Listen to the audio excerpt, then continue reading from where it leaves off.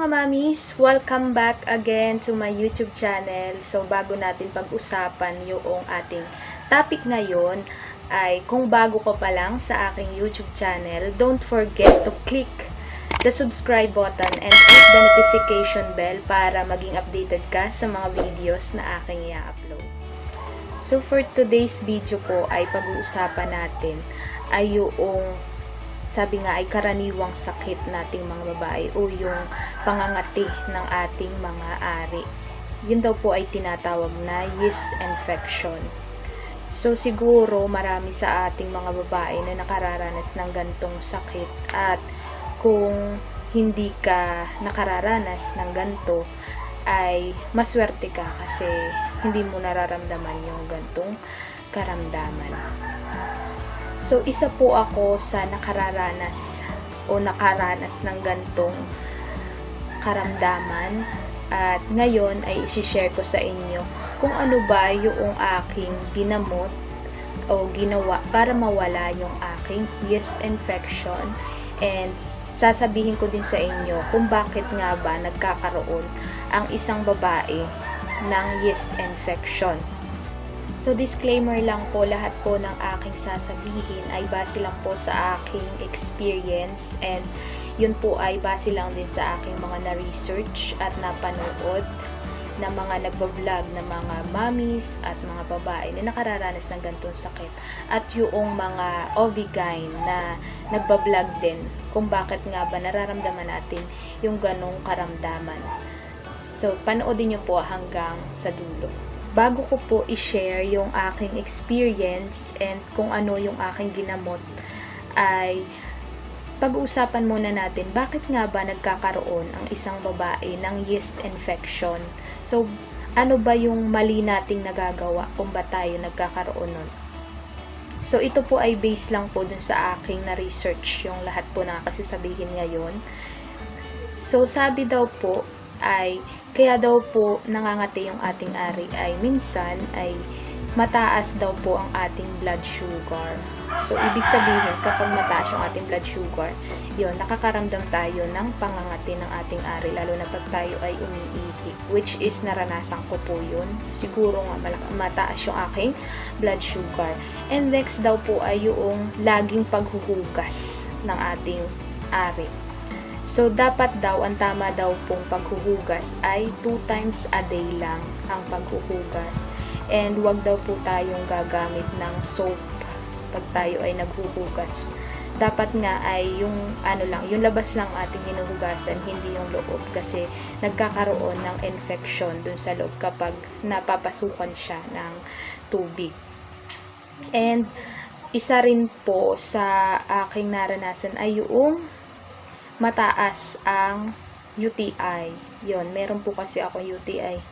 Kaya siguro nagkaroon ako. Yun, isa rin po yun kung bakit nangangati ang ating mga ari. And wag daw po tayong gagamit ng feminine wipes pag tayo ay umiihi o pagkatapos nating umihi. Ang gagawin lang natin ay pupunasan lang natin ng dry tissue. Yun lang po, para tayo ay makaiwas sa ganong sakit o yung pangangati nga ng ating mga ari. So, yun. So, ano ba yung aking naranasan? O, ano ba yung mga ginamot ko noong ako ay nagkaroon ng yeast infection? So, nagsimula po yung aking yeast infection ay noong ako ay nabuntis. So, di ba pag tayo ay buntis, lagi tayong ihi ng ihi. And ang ginagawa ko noon, lagi ako naghuhugas pagkatapos, siguro kaya nagkaroon ako ng yeast infection. And pag minsan, ang nagagamit ko pa na panghugas ay yung soap. So, bawal na bawal daw pong maghugas with soap, kasi yung soap ay pumapasok dun sa ating ari pag tayo naghuhugas. So, yun po. And naranasan ko po nun ay sobrang kati talaga ng aking ari. At ang ginagawa ko po nun, hindi ko pa po alam ang gamot. Hindi rin naman po ako nagpa-check up nun sa kasi alam ko kasi na mayroon ako UTI, at binigyan na ako ng gamot para dun sa UTI. Pero, hindi pa rin siya nawawala. Kaya ang ginagawa ko kapag kinakati talaga siya, ay hindi na lang ako nagsusuot ng underwear. And pag ako'y natutulog, tapos ay pag ako'y umiihip, pinupunasan ko lang siya. Tapos yun, nawawala naman siya, kaya lang bumabalik. Hanggang sa nanood ako ng vlog ng isang babae at ni-type ko doon kung ano yung gamot sa ganong sakit. Then, itinry ko naman siya at effective nga. At nakita ko doon yung mga mga reviews o mga comments doon sa kanyang vlog ay talagang marami talagang babae na nakararanas ng ganong sakit. Tapos, nitry ko siya. So, ang aking ginamit ko ay yung bawang. So, sabi doon, yung bawang daw, yung isang butil. Kumuha po ako ng isang butil na bawang. Tapos, tinusok-tusukan ko lang po siya para lumabas yung katas. And then, idinampi-dampi ko lang po dun sa akin. Yun po, mahapdi po siya sa una. Pero nawawala din kasi nga makati yung aking kaya siguro ay natiis ko yung hapdi. Kung hindi naman kayo masyadong kinakati, kaunting-kaunti lang po yung tusok na gawin nyo po dun sa inyo bawang na ilalagay. And hindi ko naman po itinry yung pagpasok dun sa loob. Sabi, pag daw kinakati yung loob talaga, no, yung ari, ay ipapasok mo yung bawang. So, natakot naman ako dun. At saka, hindi naman kinakati yung loob ng akin, yung labas lang. So, ang gagawin daw ay ipapasok dun sa loob, lalagyan mo lang ng tali para hindi maiwan. Para pag kukunin mo siya, ay higitin mo lang yung tali. So, hindi ko yung tinry kasi natatakot ako baka maiwan dun sa loob. Ayan, magkaroon pa ako ng problema. So, dinampi-dampi ko lang po siya and very effective po. Isang beses ko lang po siya ginawa. And hanggang ngayon ay hindi na po ako nakararanas ng pangangati.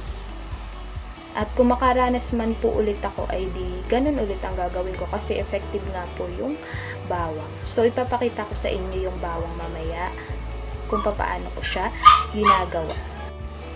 So, ito na po yung bawang. So, pag meron na kayong bawang ay butas-butasan nyo lang po ng tingting o kaya ay toothpick para po lumabas yung katas niya. Yan, ganito po yung ginawa ko. Then, idadampi-dampi nyo lang po ito dun sa inyong makating bahagi. Tas yun. Pwede nyo siyang ulitin kapag hindi pa rin nawawala yung kati. Pero yung sa akin ay nawala din agad nung pagkatapos ng kinabukasan. Hanggang ngayon, wala na po siya. Siguro ay 3 months na po ang nakakaraan nung ginamot ko po ito. Hindi na ulit ako kinakati. Yun lang po mga mami, sana po ay nakapagbigay ulit ako na kaalaman sa inyo at sana ay makatulong sa inyo. Maraming salamat!